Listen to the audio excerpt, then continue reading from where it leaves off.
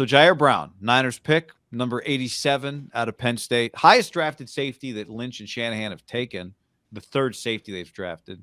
Talanoa Hufanga was pick 180. Tarvarius Moore was picked 95 out of Southern Miss in 2018. So they obviously like this guy. What have you heard? Who have you talked to? What have you heard around the league about Ji'Ayir Brown? Well, after it would have been the first press conference because they didn't do one, it was the first question John Lynch was asked before they got into the kicker. And the first word that came out of his mouth was baller. He is a baller. And everyone I talked to said that, like, once you get drafted past pick 35, 40, 50, you usually have a major flaw. And honestly, most guys out of like the top 15 have a flaw. It's why they don't. And it might be height. It could be speed. It could be production. It could be a stiffness. It could be whatever. Off field. But it could be what? Something off field, right? Red flag. Yeah, a character issue or whatever. That height, weight, no issues. You know, he's 5'11", 200 plus pounds. Like, he's a safety. He's not a defensive lineman or a linebacker. The knock on him was, I think some people think he's a little stiff and speed. Not play speed. The one thing I was told is, like, play speed is not an issue. He plays fast.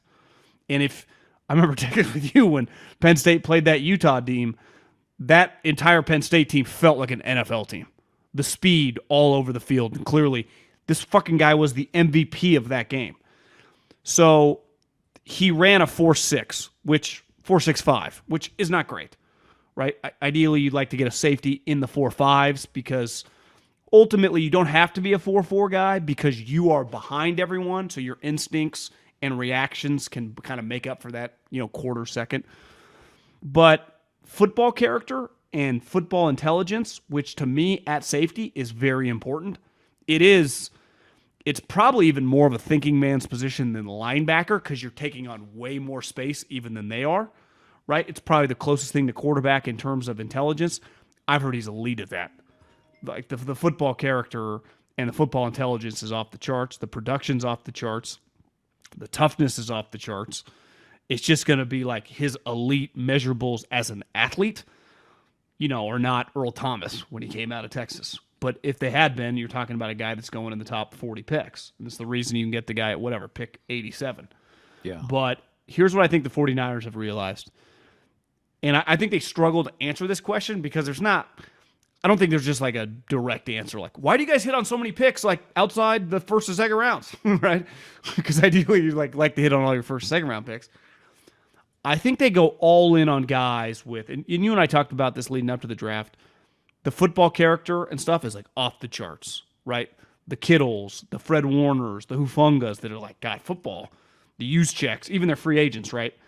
This shit means a lot to these guys. Like as a competitor, as a player, like no one ever questioned once they've kind of gotten Debo after 2020, like you want to go to war with this guy.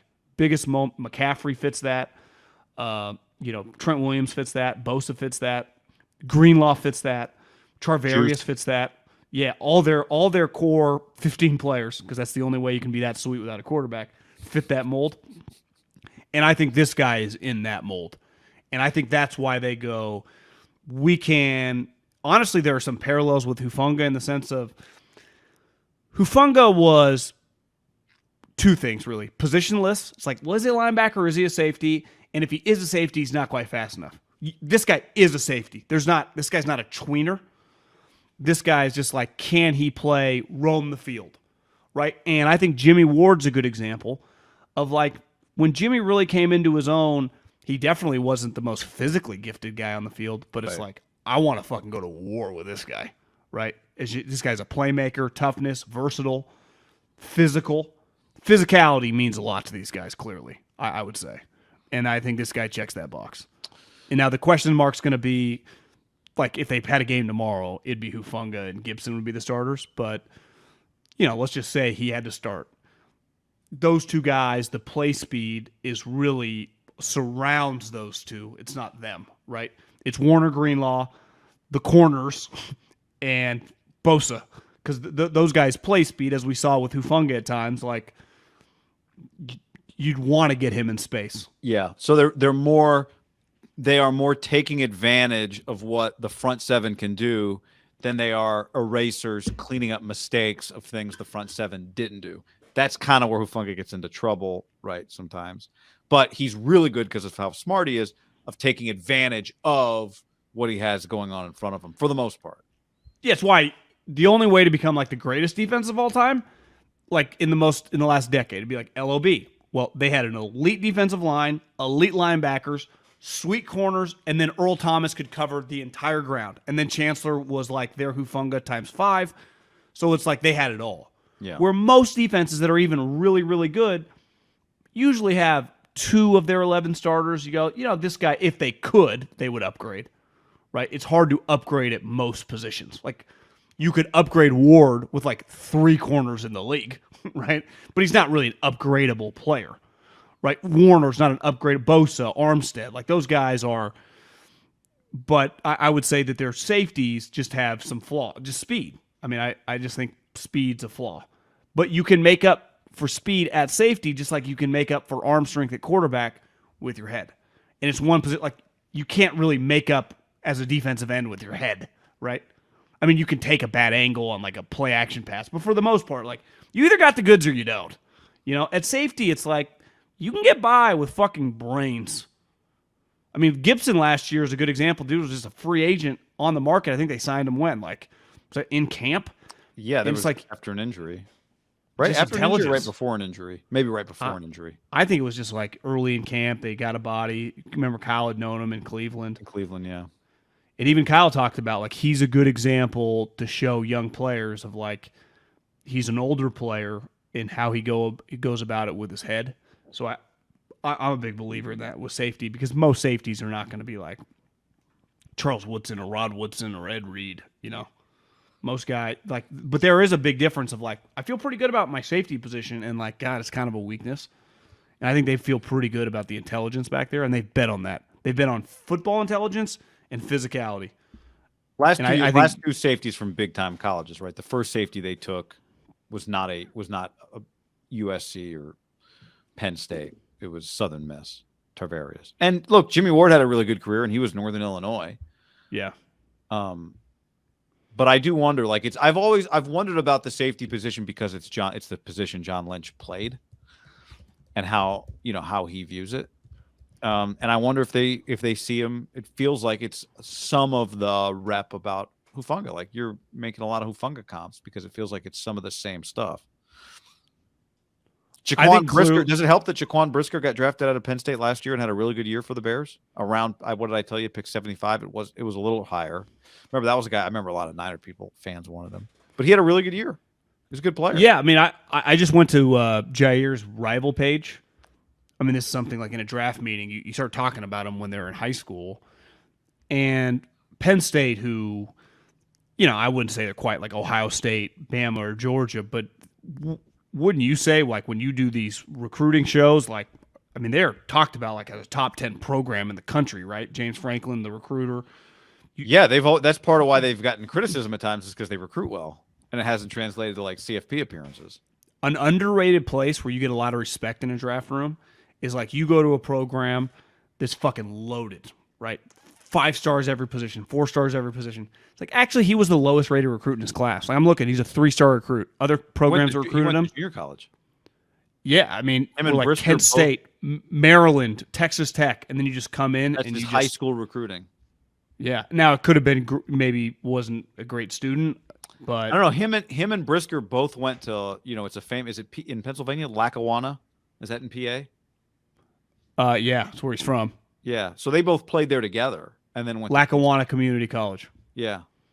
Can you imagine a community college has 2 safeties that get drafted in the top 100 picks of an NFL draft back-to-back years? How good that community college is? I mean, were there some dudes that never played Division I that got fucking destroyed by those 2 guys?